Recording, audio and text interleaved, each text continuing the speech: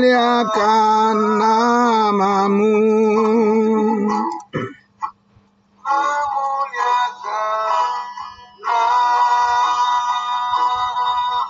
Namamu Tuhan.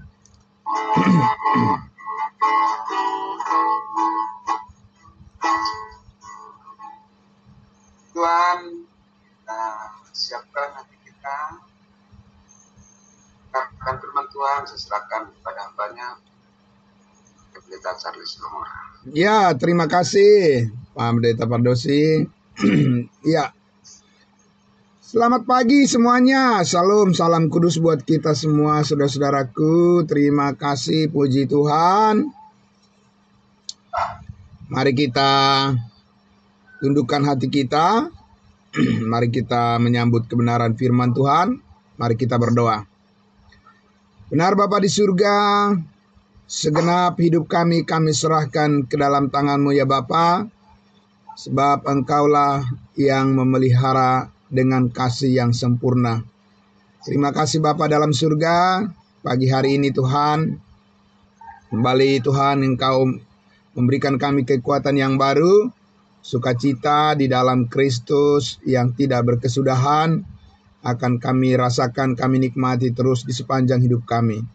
Terima kasih Bapa di surga, kami menyambut kebenaran firman-Mu ya Tuhan, yang menjadi berkat yang besar dan kekuatan bagi kami, mendorong hidup kami terus ya Tuhan, untuk menjalankan seluruh kehendak-Mu ya Bapa. Terima kasih Bapa. Terpuji namamu, di dalam nama Tuhan Yesus kami berdoa. Amin. Amin. Amin. Ya, terima kasih saudara-saudaraku. Puji Tuhan. Mari.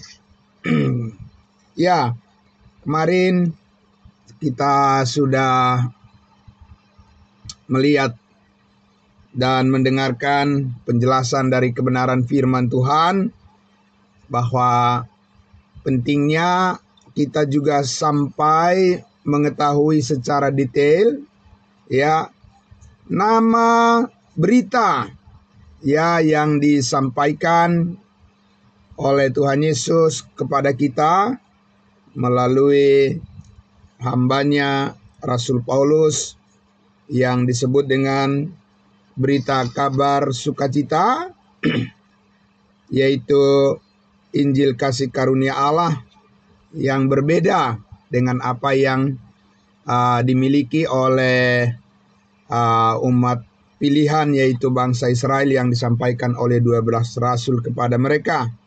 Jadi penting nggak Bapak Ibu memberikan sebuah nama ya terhadap satu benda atau kepada orang atau kepada suatu berita? Penting tentunya ya. Sangat penting. Untuk apa? Untuk bisa kita membedakan. Kalau tidak bisa membedakan, itu biasanya akan banyak kesalahan yang dilakukan karena tidak bisa melihat yang mana yang boleh, yang mana yang tidak boleh, atau yang mana yang cocok dan yang mana yang tidak cocok, atau yang mana yang benar dan yang mana yang tidak benar. Nah, Bapak Ibu Saudaraku, itulah manfaat dari kita datang kepada pengetahuan akan kebenaran itu, sehingga kita bisa membedakan. Orang dewasa pasti salah satu ciri-cirinya adalah dia bisa membedakan hal yang benar dan yang tidak benar, hal yang baik dan yang tidak baik, bahkan membedakan yang mana yang prioritas, ya, yang mana yang didahulukan dan yang mana yang boleh menyusul. Begitu ya Bapak Ibu ya, luar biasa.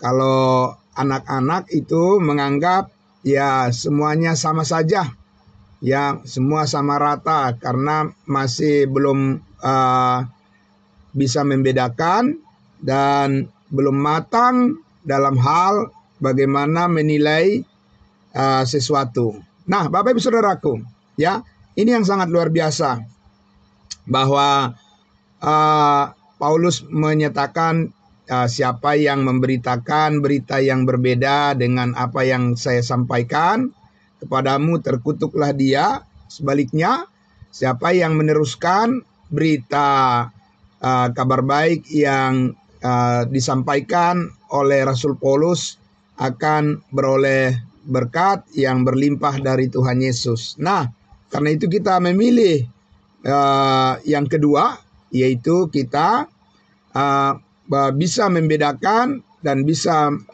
menilai, melihat ya bahwa berita Injil kasih karunia Allah itulah saat ini yang dipakai oleh Tuhan atau yang digerakkan oleh Tuhan untuk memberkati setiap orang yang percaya kepadanya. Ya, puji Tuhan Bapak Ibu Saudaraku. Jadi kalau kepada orang Israel itu ya dulu ya Tuhan memberikan nama suatu berita untuk memberkati hidup mereka. Apa namanya Bapak Ibu Saudara? Kabar apa? Kabar baik apa? Yaitu Injil Kerajaan Sorga. Ya. Nah, jadi ketika kita mendengarkan kabar baik, kita sudah, siapapun yang mengaku-ngaku membawa kabar baik, kita sudah harus bisa membedakan ya yang mana yang jangan semua ditelan, jangan semua jangan semua diterima, ya kan? Seperti orang-orang yang masih kalau dibilang polos, tapi ya seperti jemaat Galatia ini, kalau Paulus bilang mereka ya bodoh katanya Paulus ya. Kenapa kamu demikian hai orang Galatia yang bodoh? Ya karena di dalam iman itu harus menjadi dewasa. Jadi tidak bisa serba mengatakan. Yang penting diambil dari firman Tuhan. Itu suatu disebut suatu kebodohan secara rohani.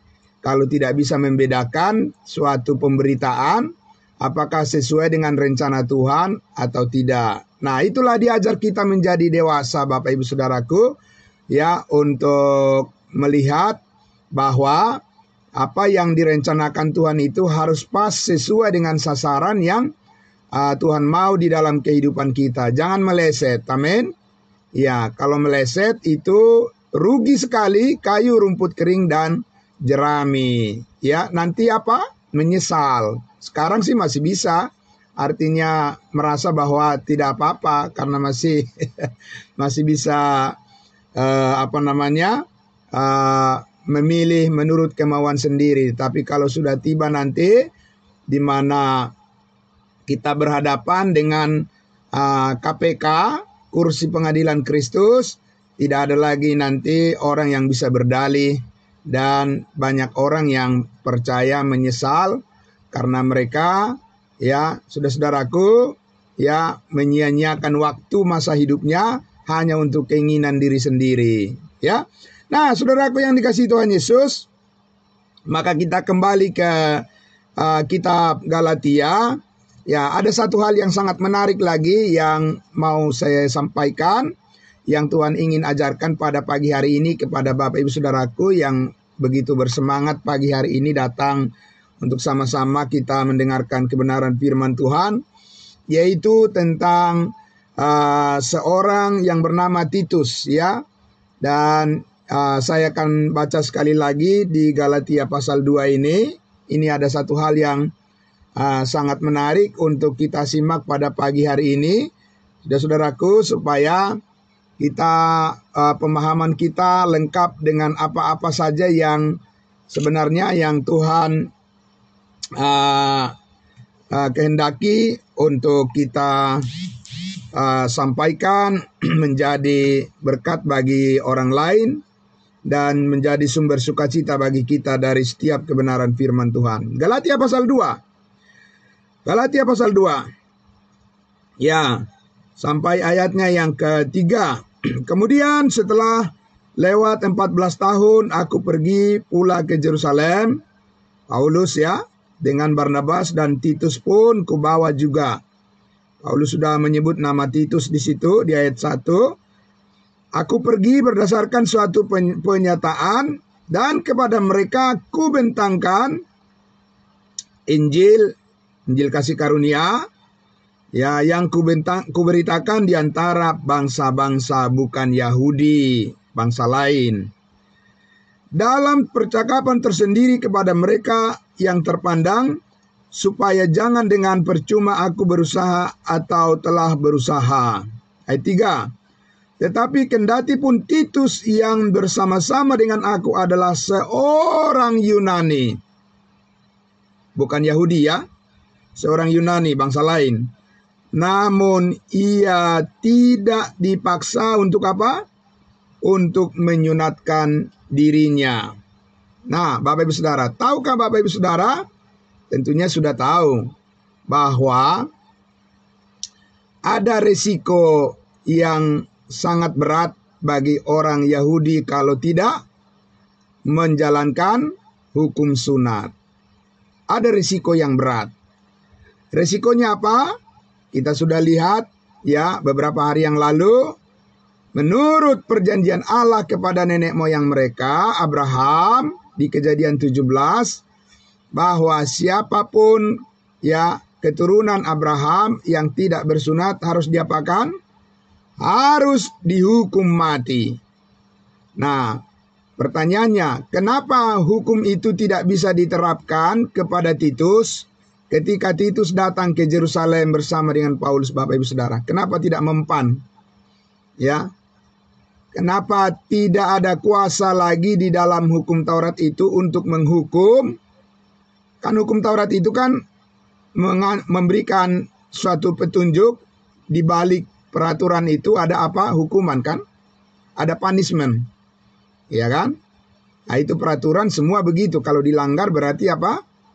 Pasti mendapat hukuman. Nah, kalau di sini kita lihat Paulus membawa ke persidangan lagi. Persidangan Bapak Ibu Saudaraku ya. Ya, persidangan di Yerusalem antara rasul ya, para rasul Kristus. Paulus berhadapan dengan 12 rasul ya, satu orang berhadapan dengan 12 orang ya. Dan di situ kita lihat bahwa Paulus bahkan dikatakan tadi, Paulus katakan, aku pergi ke Yerusalem bukan dengan kemauan diri sendiri, bukan mau jalan-jalan atau hanya untuk sekedar menghabis-habiskan waktu untuk kumpul-kumpul ya dengan para rasul. Tidak, tapi Paulus katakan, aku pergi berdasarkan suatu penyataan atau wahyu daripada Tuhan Yesus, supaya Paulus membawa contoh kasus ya, test case, yaitu Titus ya berhadapan dengan orang Yahudi di Yerusalem, bahwa dia tidak kenapa-kenapa walaupun dia tidak bersunat ya, Bapak Ibu Saudaraku. Nah, ini sangat penting ya. Jadi sangat luar biasa bahwa hukum Taurat Yahudi ya, pada saat ketika Allah sudah memberikan kuasa kasih karunia melalui Rasul Paulus, maka kuasa dari hukum Taurat itu untuk mengancam dan menghukum itu tidak mempan, tidak ada lagi kekuatannya. Amin. Bapak Ibu Saudaraku ya. Karena kita sudah dibebaskan dari apa? Karena berdasarkan Injil kasih karunia Allah, kekuatan Allah dinyatakan menyelamatkan setiap orang yang percaya. Dan Titus adalah orang yang sudah percaya, dan bahkan dia adalah murid daripada Paulus, dari orang Yunani, dari bangsa lain, dan diperhadapkan kepada ya sumber daripada hukum Taurat itu, pusat daripada penyembahan berdasarkan hukum Taurat itu di Yerusalem.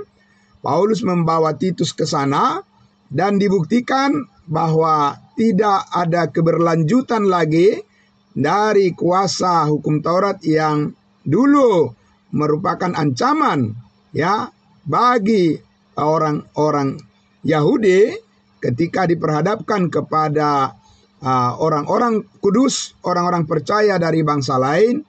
Itu tidak ada ancaman atau tidak ada kekuatannya lagi untuk mencampuri hidup daripada orang-orang yang sudah diselamatkan dari bangsa lain. Bapak Ibu Saudaraku yang dikasihi Tuhan Yesus, jadi itu sangat menarik, luar biasa, membuktikan bahwa apa yang diperjanjikan oleh Allah kepada Abraham tentang hukum sunat, ya, yang digariskan ketentuan untuk sebagai ukuran untuk menilai ketaatan daripada keturunan Abraham, itu tidak bisa diterapkan dan bukan itu yang menjadi patokan bagi orang-orang yang percaya dari bangsa-bangsa lain menurut kuasa Injil yang kasih karunia yang disampaikan oleh Rasul Paulus. Amin. Bapak Ibu Saudaraku yang dikasihi Tuhan Yesus, kita sangat bersyukur dan kita bangga di dalam Tuhan karena Yesus mengaruniakan kemerdekaan yang sejati ini kepada kita. Kemerdekaan rohani kita, Bapak Ibu Saudara, berdasarkan kuasa penebusan, ya, dan kebangkitan daripada Yesus Kristus dari antara orang mati. Haleluya, puji Tuhan. Nah, Bapak Ibu Saudaraku yang dikasihi Tuhan Yesus, jadi saya akan mengajak kita untuk melihat dulu, ya, bagaimana, ya, kalau orang Israel itu lalai, kalau mereka lalai tidak menjalankan hukum sunat atau keturunan Abraham tidak menjalankan hukum sunat, ya, secara lahiriah, bahwa mereka itu akan terancam, akan dibunuh, ya. Mereka akan kehilangan nyawa, ya, akan terancam kalau mereka tidak memperhatikan masalah sunat secara lahiriah. Bapak Ibu Saudara, saya mengajak kita untuk melihat dulu contoh kasus, ya, di dalam Alkitab, di dalam Keluaran pasalnya yang keempat. Keluaran pasal 4. Ini langsung berkaitan dengan kehidupan Musa yang kemudian dia menerima hukum Taurat di padang gurun Sinai, ya, di Bukit Sinai. Dan sebelumnya, Bapak Ibu Saudara, kita akan lihat bagaimana Musa itu, ya, hampir saja dia terbunuh oleh karena ada sesuatu hal yang tidak diperhatikan oleh dia sebagai keturunan Abraham, ya. Apa itu? Kita lihat di dalam Keluaran 4 ayatnya yang saya baca dari ayat 20, ya. Oke. Ya, dari ayat 18 lah supaya lebih lengkap. Ya, di situ judul perikopnya adalah apa? Musa kembali ke Mesir. Ya. Setelah pelariannya, setelah Tuhan memanggil dia untuk memimpin kembali bangsa Israel agar dibebaskan dari perbudakan di Mesir. Begini ceritanya. Ayat 18, Keluaran 4. Lalu Musa kembali kepada mertuanya Jitro serta berkata kepadanya, "Izinkanlah kiranya aku kembali kepada saudara-saudaraku yang ada di Mesir untuk melihat apakah mereka masih hidup." Jitro berkata kepada Musa, "Pergilah dengan selamat." Ini setelah setelah Musa, ya, bertemu dengan Allah, ya. Kemudian ayat 19. Adapun Tuhan sudah berfirman kepada Musa di Midian, "Kembalilah ke Mesir sebab semua orang yang ingin mencabut nyawamu telah mati di Mesir," ya. Kemudian Musa mengajak istri dan anak-anaknya lelaki, lalu menaikkan mereka ke atas keledai, dan ia kembali ke tanah Mesir, dan tongkat Allah itu dipegangnya di tangannya. Nah, sekarang dia sudah bersiap, Musa sudah bersiap kembali ke Mesir, ya, dan dia membawa keluarganya, ya. 21. Firman Tuhan kepada Musa, "Pada waktu engkau hendak kembali ke Mesir, ingatlah supaya segala mujizat yang telah kuserahkan ke dalam tanganmu kau perbuat di depan Firaun, tetapi aku akan mengeraskan hatinya sehingga ia tidak membiarkan bangsa itu pergi," bangsa Israel. 22. Maka engkau harus berkata kepada Firaun, "Beginilah firman Tuhan, Israel ialah anakku yang sulung." Jadi bangsa Israel itu disebut adalah ya sebagai bangsa anak Tuhan yang sulung. Ya. Ayat 23. Sebab itu aku berfirman kepadamu, biarkanlah anakku itu pergi supaya ia beribadah kepadaku. Tetapi jika engkau menolak membiarkannya pergi, maka aku akan membunuh anakmu yang sulung. Nah, itu hukuman, ancaman bagi orang-orang Mesir ya. Nah, ayat 24. Tetapi, nah kita perhatikan ayat 24 Bapak Ibu Saudara. Tetapi di tengah jalan, di suatu tempat bermalam, perjalanan Musa ya menuju tanah Mesir, Tuhan bertemu dengan Musa dan berikhtiar untuk membunuhnya. Nah, bayangkan itu Bapak Ibu Saudara. Ya, Tuhan yang suruh dia untuk memimpin bangsa Israel, Tuhan juga yang ingin membunuh dia. Jadi bagaimana? Ya, Bapak Ibu Saudara. Ya, ini Tuhan serius enggak untuk menyuruh, mempercayakan kepada Musa untuk memimpin bangsa Israel keluar dari tanah Mesir, atau bagaimana ini? Kok di tengah jalan malah Tuhan sendiri ingin mencabut nyawanya. Ya, gara-gara apa Bapak Ibu Saudara? Karena apa? Ya, kita lihat di ayat 25. Lalu Zipora, istrinya Musa, lalu Zipora mengambil pisau batu, dipotongnya kulit katan anaknya. Kemudian disentuhnya dengan kulit itu kaki Musa sambil berkata, sesungguhnya engkau pengantin darah bagiku. Jadi rupanya Musa ini belum menyunatkan anaknya. Ya, itu ceritanya. Sampai Tuhan pun ingin membunuh dia. Tidak boleh dia bertemu dengan saudara-saudaranya di Mesir, orang Israel, sebelum dia benar-benar satu keluarga harus menjalankan perintah hukum sunat sebagai keturunan Abraham. Jadi Bapak Ibu Saudara, setelah itu apa? Ya, setelah Zipora itu menyunat anaknya Musa, apa yang terjadi? Ayat 26, lalu Tuhan membiarkan Musa pengantin darah, kata Zipora waktu itu karena mengingat sunat itu. Jadi Bapak Ibu Saudaraku yang dikasihi Tuhan Yesus ya.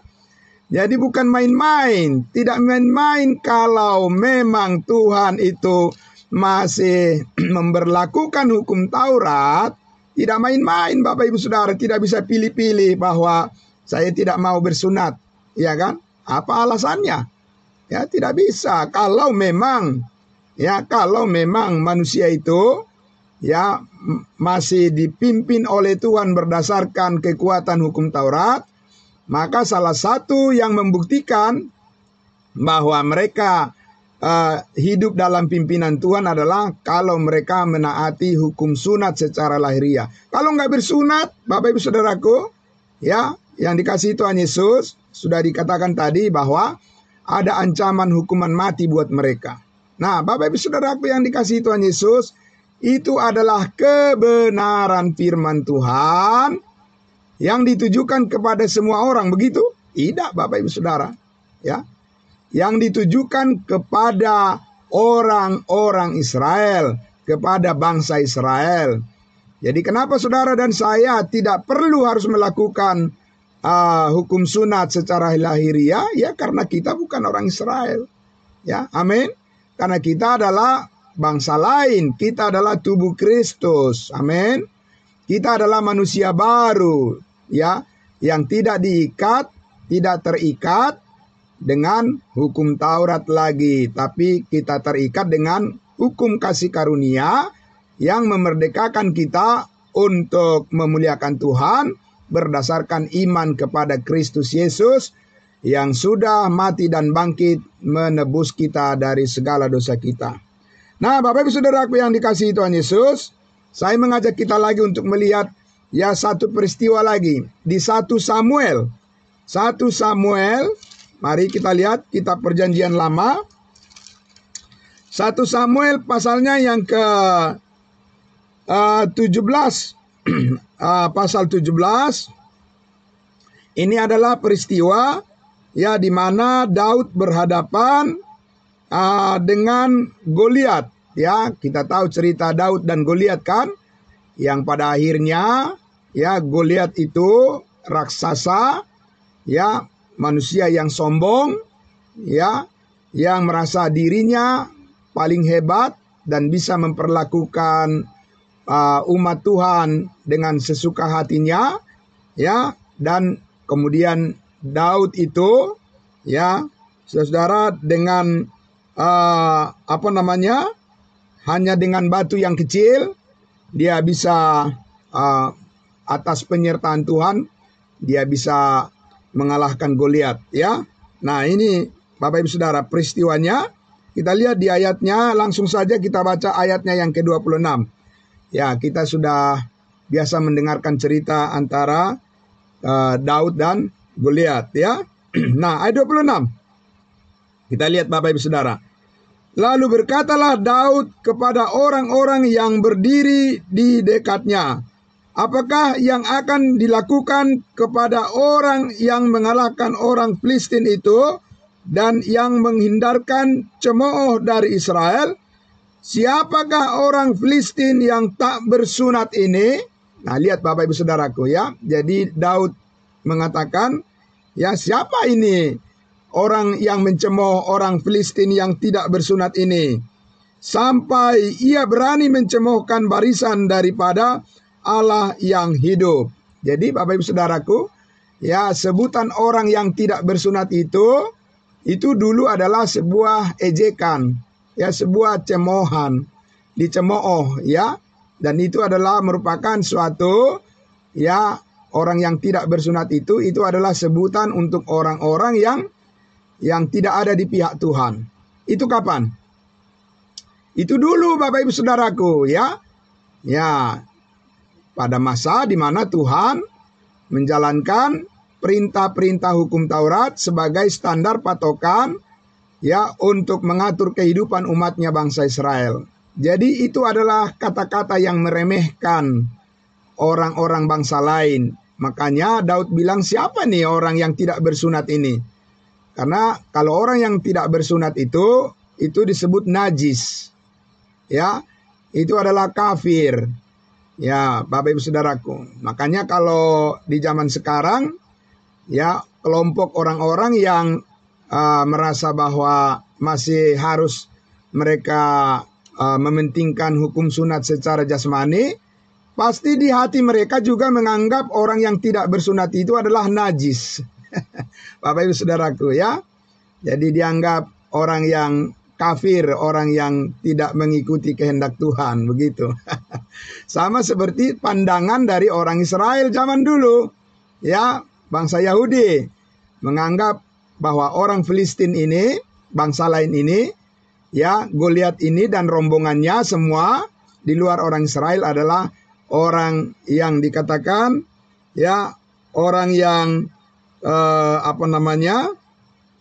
yang tidak bersunat adalah orang-orang yang tidak diperhitungkan oleh Tuhan, ya, orang yang dianggap sepele, yang disepelekan, di luar barisan, ya, di luar barisan daripada pasukan Allah, pasukan Tuhan, yaitu umatnya Israel. Jadi bagaimana dengan sekarang Bapak Ibu Saudara? Apakah masih tetap sama? Saudaraku yang dikasihi Tuhan Yesus, melihat tadi apa yang terjadi di persidangan di Yerusalem ketika Paulus membawa Titus, adalah seorang yang tidak bersunat dari bangsa Yunani. Bisa nggak Petrus, bisa nggak Yakobus, bisa nggak Yohanes mengatakan hal yang sama seperti yang dikatakan oleh Daud kepada Goliat ini? Kenapa ini dibawa ini Titus yang tidak bersunat ini ke Yerusalem? Bisa begitu Bapak Ibu Saudaraku? Masih boleh kata-kata itu dikeluarkan? Tidak bisa, saudaraku yang dikasihi Tuhan Yesus. Ya, karena sudah tidak ada lagi penghukuman bagi mereka yang ada di dalam Kristus Yesus berdasarkan Injil kasih karunia Allah. Amin. Yang tidak hidup di dalam daging, tapi yang hidup di dalam roh. Amin. Saudaraku yang dikasihi Tuhan Yesus, maka ya, saya mengajak kita untuk melihat pencerahan dari Tuhan kepada kita saat ini berdasarkan kabar baik Ya, Injil kasih karunia Allah yang dibawa oleh Rasul Paulus, di sana ada kuasa yang membebaskan. Amin. Ada kuasa yang dahsyat yang membebaskan, bukan kuasa hukum Taurat, bukan kuasa perbuatan manusia, tapi kuasa kasih karunia Allah yang menyelamatkan setiap orang yang percaya dari hukuman dosa dan hukuman maut dan hukuman daripada kuasa-kuasa ya apapun. Kita dimerdekakan oleh karena kita percaya kepada pekerjaan Kristus yang sudah selesai di atas kayu salib. Mari kita lihat di dalam 1 Korintus pasal 7. Sekarang Paulus lah yang membawa berita pembebasan itu kepada kita. Bapak Ibu Saudara, amin. Ya, 1 Korintus pasal 7. Supaya kita mengetahui perjalanan hidup kita sekarang ini berdasarkan iman kepada kasih karunia Allah adalah perjalanan iman yang diberikan kekuatan dan kedewasaan untuk kita menghadapi segala persoalan atau ancaman dalam kehidupan kita ini, bahwa di dalam Kristus Yesus kita diberikan kemerdekaan dan sukacita damai sejahtera. Kita lihat 1 Korintus pasal 7, Bapak Ibu Saudaraku ya. Kita lihat sekarang Paulus membawa berita yang sangat-sangat, kalau bisa disebut tidak bisa kita pinjam kata radikal, karena radikal itu dianggapnya itu adalah suatu garis keras ya. Tapi sebenarnya artinya sangat mendasar dan sangat memberikan suatu kekuatan yang besar, yang dahsyat, Bapak Ibu Saudaraku, berdasarkan Injil kasih karunia Allah. Inilah pernyataan firman Tuhan yang disampaikan kepada kita melalui Rasul Paulus. Ayatnya yang ke-19 masih seputar tentang sunat. Bapak Ibu Saudara. Saya baca dari ayatnya yang ke-17 1 Korintus 7 ayat 17. Bapak Ibu Saudara bisa menyimak baik-baik ya. Inilah berkat kita sekarang yang kita terima dari Tuhan Yesus melalui Injil kasih karunia Allah yang diberitakan Paulus. Ayat 17. Selanjutnya, hendaklah tiap-tiap orang tetap hidup seperti yang telah ditentukan Tuhan baginya, dan dalam keadaan seperti waktu ia dipanggil Allah. Inilah ketetapan yang kuberikan kepada semua jemaat. Jemaat mana ini? Ini bukan jemaat yang di Yerusalem, bukan kawanan kecil, tapi ini adalah jemaat kudus dari bangsa-bangsa lain, sama seperti kita juga. Amin. Orang-orang Kristen yang sudah pasti diselamatkan. Inilah ketentuannya. Ayat 18. Kalau seorang dipanggil dalam keadaan bersunat, janganlah ia berusaha meniadakan tanda-tanda sunat itu. Dan kalau seorang dipanggil dalam keadaan tidak bersunat, janganlah ia mau bersunat. Wah, luar biasa. Bayangkan kalau Bapak Ibu Saudara orang Yahudi mengingat perjanjian Allah dengan Abraham nenek moyang mereka. Pasti mereka mengatakan, ini apa-apaan ini? Apa-apaan ini? Begitu ya. Dan itu yang membuat orang Yahudi gelisah semua dengan ketika mendengarkan berita Injil kasih karunia yang disampaikan Paulus. Paulus mengatakan tidak perlu harus disunat. Paulus katakan begitu. Jadi mereka itu, Bapak Ibu Saudara, bingung semuanya. Ini siapa yang memberikan kuasa kepada Paulus? Otoritasnya dari mana ini? Mengatakan bahwa tidak perlu disunat lagi. Ayat 19. Ayat 19 dikatakan apa? Sebab bersunat atau tidak bersunat tidak penting. Amin. Bersunat atau tidak bersunat tidak penting. Yang penting adalah mentaati hukum-hukum kasih karunia, hukum Allah. Bapak Ibu Saudaraku, hukum kasih namanya. Amin. Karena apa? Saudaraku, Paulus mengatakan di kitab Galatia, sebab seluruh hukum Taurat itu sudah tercakup di dalam hukum kasih yang dibawa oleh Tuhan Yesus berdasarkan kebangkitannya, kematian dan kebangkitannya. Ya, Bapak Ibu Saudara, di kayu salib itu tentang hukum Taurat, Yesus sudah berkata apa? Sudah selesai. Karena Yesus sudah menjalankan hukum sunat pada hari yang ke-8, Bapak Ibu Saudaraku, ya. Dan hukum sunat yang dilakukan Yesus itu sempurna. Karena itu, ya, Yesus melakukannya dan Yesus sendirilah yang menjadi, ya, korban yang menghidupi seluruh tuntutan hukum Taurat, dan Yesus yang menyelesaikannya. Amin. Bukan kita yang menyelesaikannya. Tidak boleh ditambahi lagi dan tidak boleh dikurangi. Dari puncak daripada pengorbanan Yesus melakukan seluruh tuntutan hukum Taurat. Makanya Paulus bilang, bersunat atau tidak bersunat tidak penting. Bayangkan Bapak Ibu Saudaraku itu, ya, didengar oleh orang-orang Yahudi, di mana dari nenek moyang mereka sudah biasa dengan tradisi itu, ya, dengan tradisi hukum sunat itu. Sekarang Paulus membawa pembebasan di dalam Kristus. Dia katakan bersunat atau tidak bersunat tidak penting. Kalau Bapak Ibu sampaikan begitu sekarang beritanya di tengah-tengah masyarakat, bagaimana?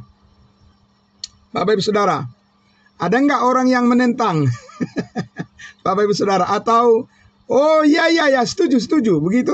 Tidak, Bapak Ibu Saudara. Karena apa?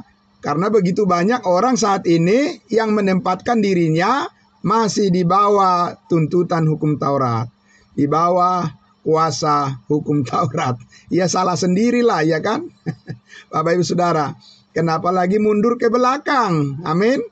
Yesus sudah membawa jauh kita kepada kehendaknya yang sempurna. Kenapa orang-orang kembali lagi kepada daging? Ya, sedangkan sekarang kita ini sudah hidup di dalam roh yang membebaskan kita dari hukum dosa dan hukum maut. Ya, Bapak Ibu Saudara, kita lihat lagi di dalam Galatia pasalnya yang ke-5.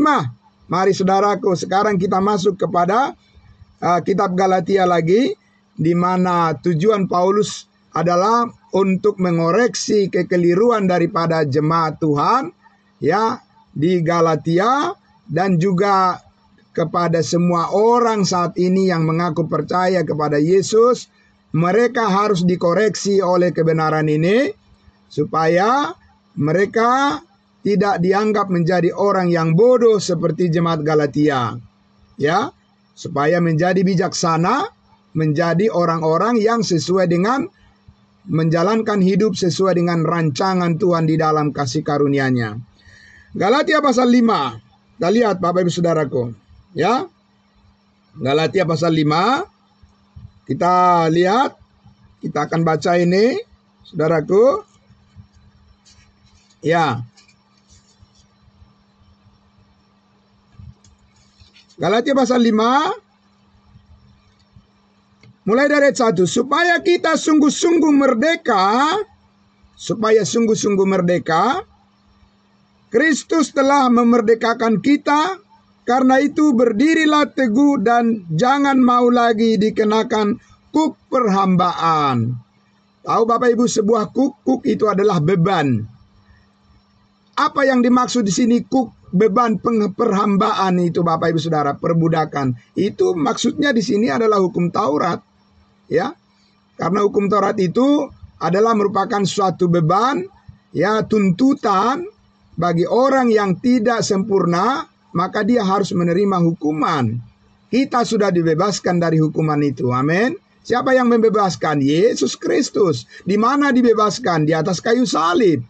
Ya, sudah 2000 tahun yang lalu. Tapi sekarang, karena kita hidup dalam kebenaran itu, Roh Kudus membebaskan kita dari kuasa yang menghukum itu. Amin. Nah, Bapak Ibu Saudaraku, ya, kembali lagi ayat 2, lanjut.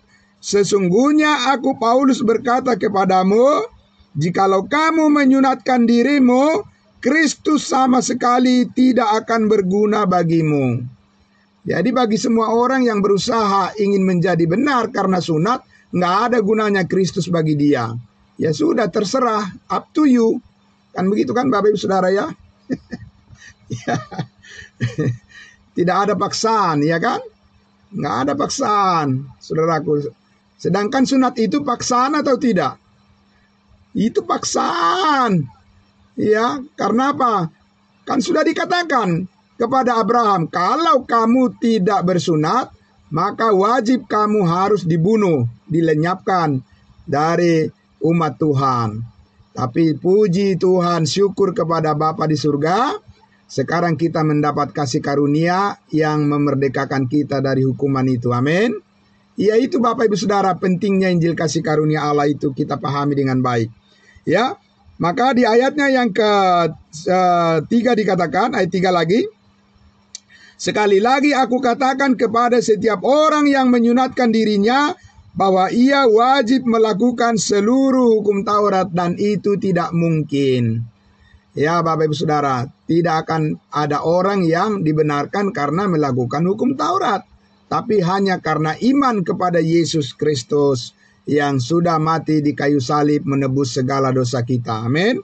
Ayat yang keempat, kamu lepas dari Kristus jikalau kamu mengharapkan kebenaran oleh karena hukum Taurat.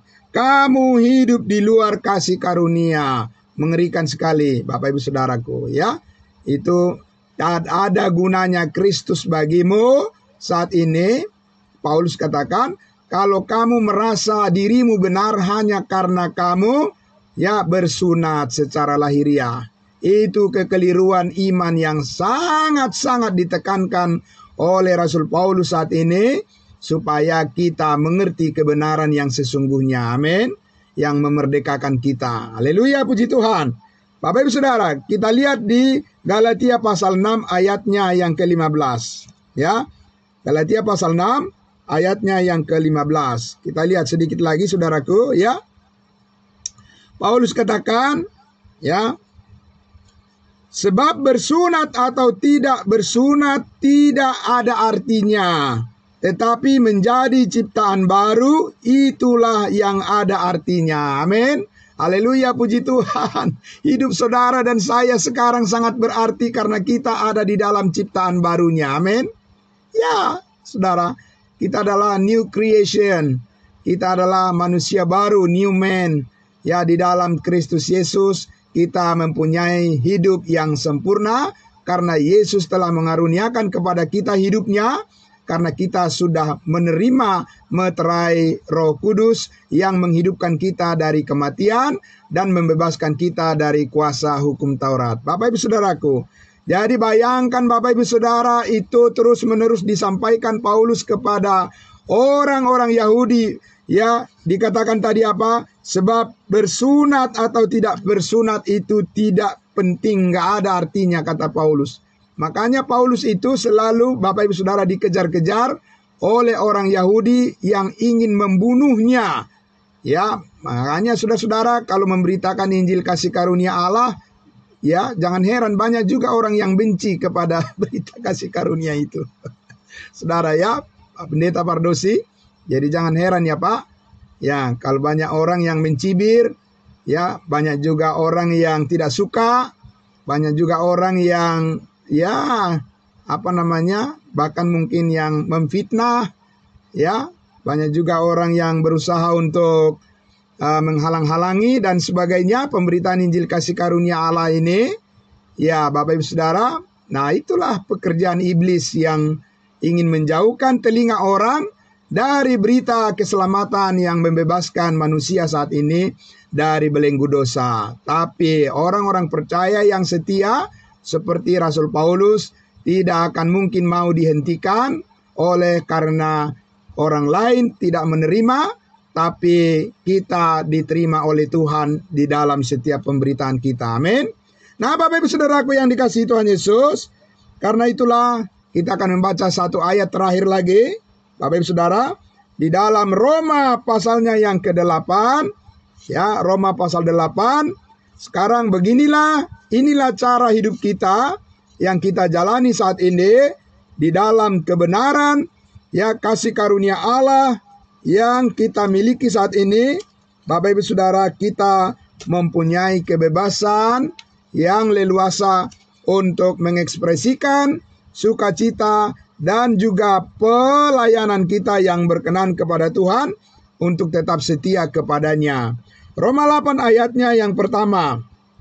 Ya, dan saya akan membacakan sesuai dengan terjemahan yang ada di dalam Alkitab yang berbahasa Inggris karena lebih lengkap, King James Version ya. Seperti ini kira-kira terjemahannya. Di ayatnya yang ke-1 Roma 8. Ya, inilah hidup kita. Judulnya di situ dia dalam Alkitab berbahasa Indonesia. Hidup kita adalah hidup oleh roh. Amin. Ya, bukan hidup oleh daging, tapi hidup oleh roh. Ayat 1, demikianlah sekarang. Amin.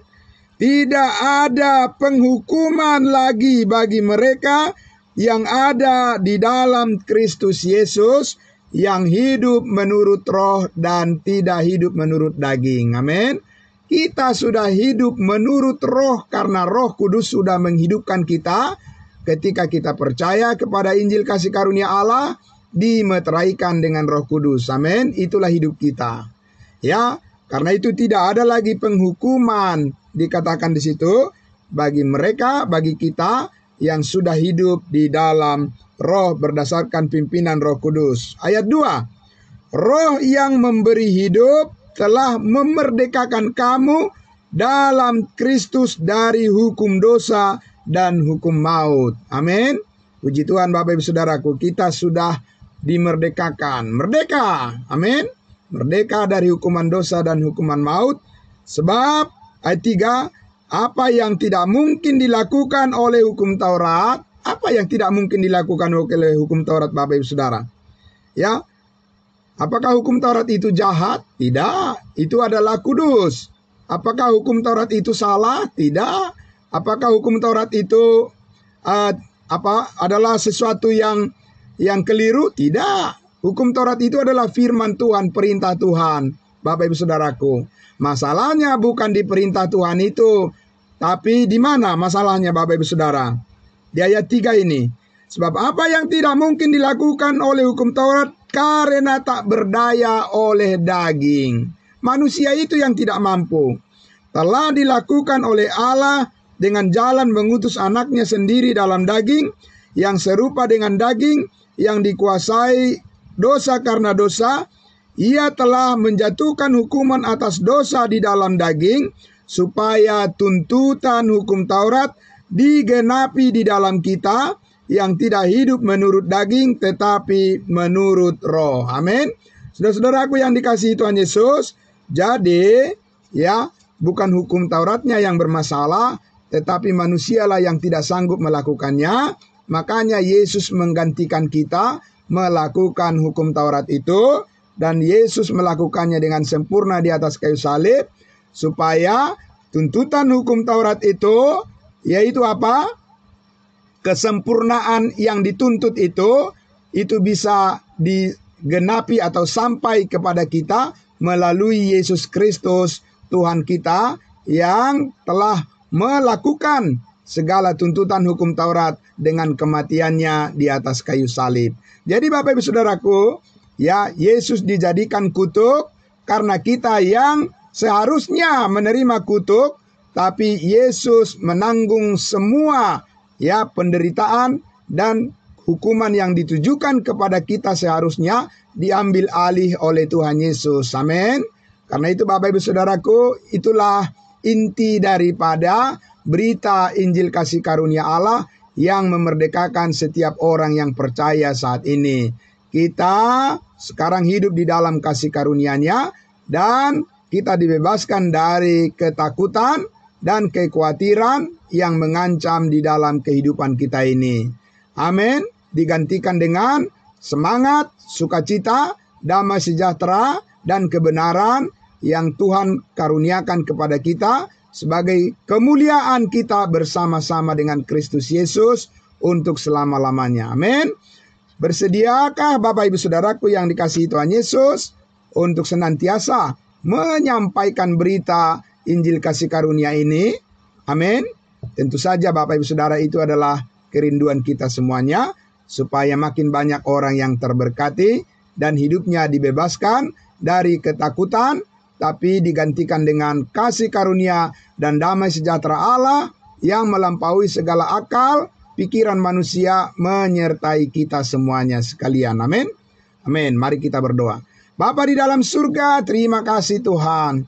Bapa yang baik, kami bersyukur kami sekarang Tuhan mengetahui di dalam Kristus Yesus kami telah dimerdekakan dari segala ketakutan, dari segala kekhawatiran, dan digantikan dengan damai sejahtera yang menguasai hati dan pikiran kami, supaya kami bisa tetap tenang menjalani kehidupan kami dalam situasi-situasi yang sulit sekalipun. Kami percaya Roh Kudus mengaruniakan damai sejahtera untuk mencukupi apa yang kami perlukan, apa yang kami butuhkan, supaya kami tetap bisa memuliakan Tuhan di dalam setiap langkah kehidupan kami. Terima kasih Bapa di surga. Diberkatilah semua saudara-saudara kami yang hadir mengikuti baik melalui live streaming Facebook, melalui Zoom meeting, dan melalui YouTube. Kami juga mendoakan mereka semuanya yang mendengarkan kebenaran firman Tuhan. Diberkatilah kehidupan mereka semuanya. Terima kasih Bapa di dalam surga. Di dalam nama Bapa, Putra, dan Roh Kudus, kami bersyukur kepadamu Tuhan kami, Yesus Kristus. Haleluya. Amin. Amin. Terima kasih saudara-saudaraku yang dikasihi Tuhan Yesus. Terima kasih Ibu Bet dan semuanya. Terima kasih saudaraku yang sudah hadir. Ya, Tuhan memberkati kembali kepada hambanya Bapak Pendeta Bardosi. Selamat pagi. Salam buat kita semuanya. Salam kudus. Amin.